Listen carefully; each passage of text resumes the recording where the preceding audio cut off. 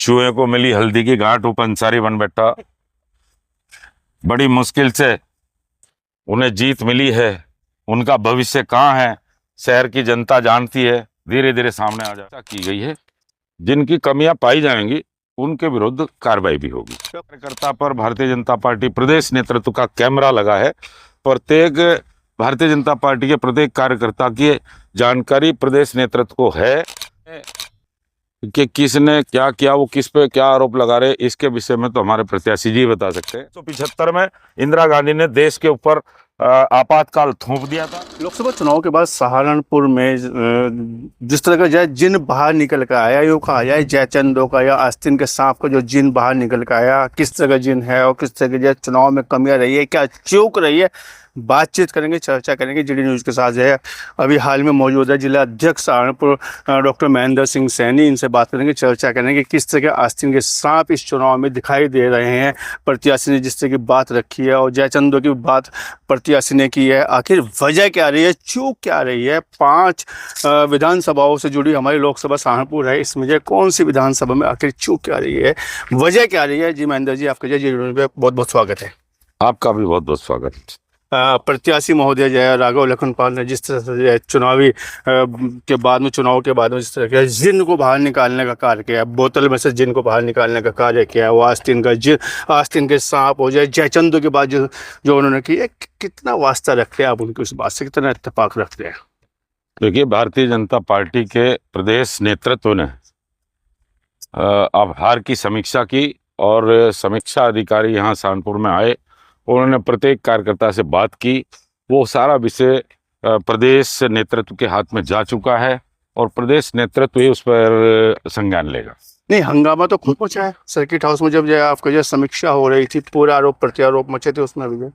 अब ये तो उनका अपना विषय है, वो क्या समझते हैं, इसमें मैं बहुत ज्यादा कुछ नहीं कह सकता। जयचंद किसको कहा गया प्रत्याशी के द्वारा? मेरी जानकारी में नहीं जयचंद किसे कहा गया है।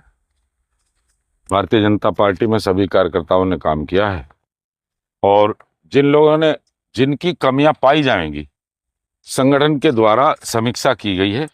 जिनकी कमियां पाई जाएंगी उनके विरुद्ध कार्रवाई भी होगी। डॉक्टर जय महेंद्र सिंह सैनी बोलते हैं चुनाव के बाद में इलाज किया जाएगा। किसका इलाज की बात आप कर रहे थे?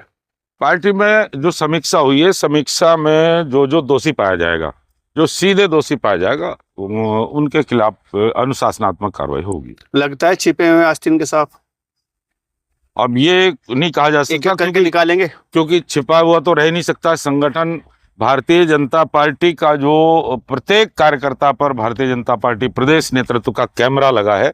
प्रत्येक भारतीय जनता पार्टी के प्रत्येक कार्यकर्ता की जानकारी प्रदेश नेतृत्व को है।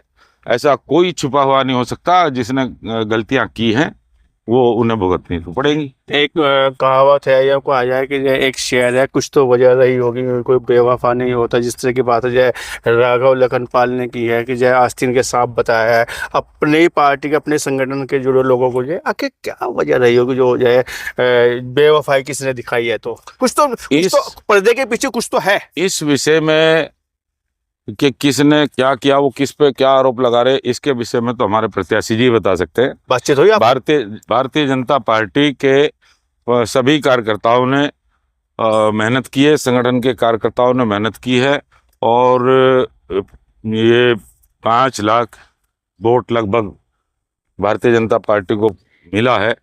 4,85,000 वोट मिला है, जो ऐसे ही नहीं मिल जाता।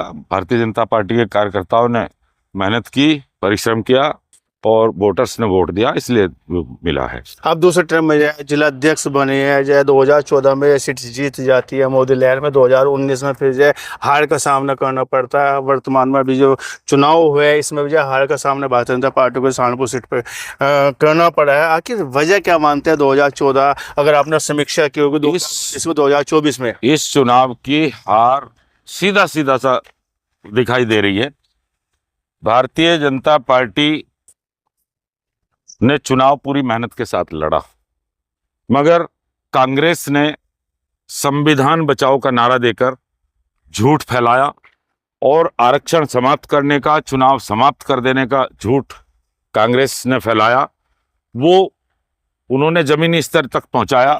कहीं ना कहीं हम कार्यकर्ताओं से, हम लोगों से चूक हुई कि हम उसे समय रहते नहीं पकड़ पाए, और उस झूठ के सहारे जो लोग आरक्षण से पोषित थे या जिन लोगों को बहकाया गया धन के जरिए या संविधान को समाप्त करने के जरिए, उन लोगों ने अपने दल को भी छोड़कर वो गठबंधन के प्रत्याशी पर लामबंद हुए, और बसपा के प्रत्याशी से जब अनुसूचित वोट चला गया तो मुस्लिम वर्ग ने भी, क्योंकि मुस्लिम कैंडिडेट था बसपा का, मुस्लिम वर्ग ने भी उस कैंडिडेट को कमजोर मान लिया और मुस्लिम समाज का भी ध्रुवीकरण गठबंधन प्रत्याशी पर हुआ।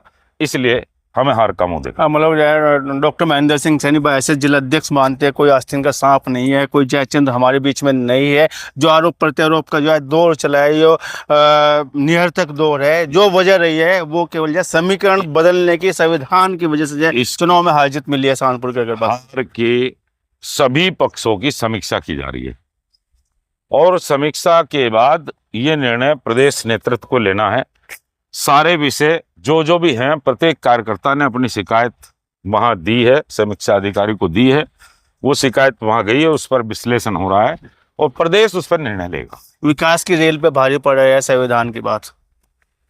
झूठ कभी कभी कुछ समय के लिए भारी हो जाता है। जब एक झूठ को बड़ी संख्या में बार बार किसी झूठ को दोहराया जाए तो वो कभी कभी सच सा दिखाई देने लगता है।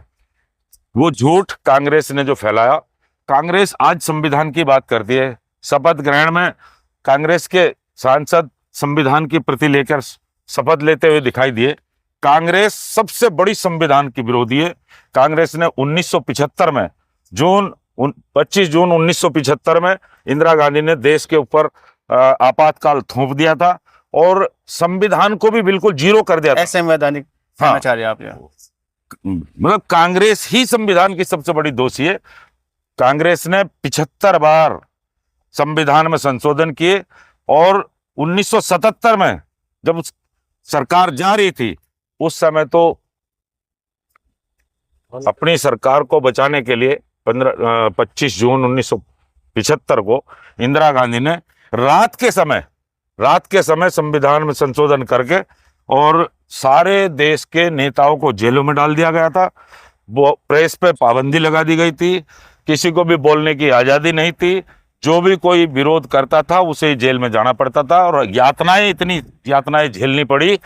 कांग्रेस सबसे बड़ी संविधान की दुश्मन है। आपने रिकमेंड किया है डॉक्टर धर्म सिंह सैनी पार्टी में आए तो चुनाव जीत जाएगा सहारनपुर, और जो है दलित नेता जो है रविंद्र कुमार मोलू जो पूर्व विधायक है वो पार्टी में अगर आ जाए तो जो है बड़ा फर्क पड़ जाएगा। क्या वो लाभ नहीं ले पाए आप उन दोनों के आने से जिसकी आप अपेक्षा जता रहे थे? अब ये तो आप रिजल्ट देख ही रहे हैं, रिजल्ट से पता लग रहा है कि हम आखिर क्या वजह रही है दोनों नेता आ भी जाते हैं और आप नहीं लाभ ले पाते हैं? उन लोगों को बहुत अंतिम दौर में चुनाव के 1-2 दिन पहले लाया गया, वो उतना काम नहीं कर पाए। जितना लाभ उनसे मिलना चाहिए था उतना लाभ नहीं मिल पाया। चूक हुई है मानते हैं आप? अब मैं इस विषय, संगठनात्मक दृष्टि से भी चूक हुई है इस विषय पर मैं चूक के किसी विषय के पर मैं कोई टिप्पणी नहीं करना चाहता, क्योंकि समीक्षा हो चुकी। सभी समीक्षा करके समीक्षा अधिकारी लखनऊ ले जा चुके, निर्णय उनके हाथ में है।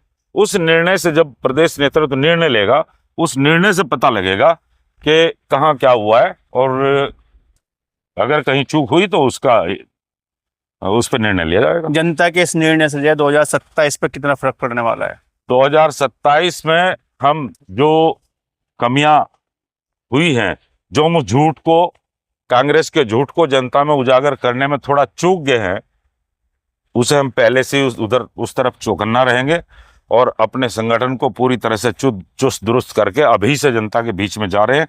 और जो विकास, भारतीय जनता पार्टी का जो विकास रथ चल रहा था वो निरंतर चल रहा है। हम हार का गम नहीं मना रहे।